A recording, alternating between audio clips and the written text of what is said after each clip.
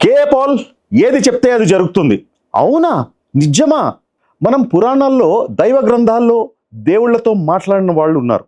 దేవుడితో కలిసి తిరిగిన వాళ్ళు ఉన్నారు. తిన్నవాళ్ళు కూడా ఉన్నారు అని ఉంటుంది కదా. ఇక సినిమాల్లో కూడా వాటిని బేస్ చేసుకొని తీస్తారు. ఇది కూడా అందరికీ తెలిసిన విషయమే. కానీ మొన్న నేను ఒక వార్త విన్న దగ్గర నుంచి ఏంటో ఇది నిజమేనా అనిపిస్తుంది. ఇంకా చెప్పాలంటే భయం కూడా పట్టుకుంది. మన అందరికీ తెలిసిన వ్యక్తే మిస్టర్ కేఏ పాల్. మొన్న ఆ మధ్య ప్రపంచ శాంతి సభలు పెడుతున్నానంటూ ప్రచారం జరిగింది.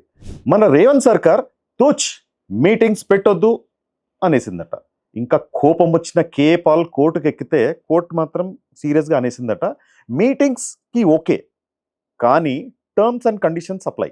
నేను ఎక్సైట్మెంట్లో ఆ టర్మ్స్ ఏంటని చూస్తే మీటింగ్స్కి ఓన్లీ 100 మెంబర్స్ మాత్రమే అలౌడ్ అని ఉంది.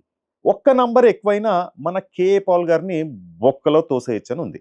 నేను సర్లే అనుకున్నాను.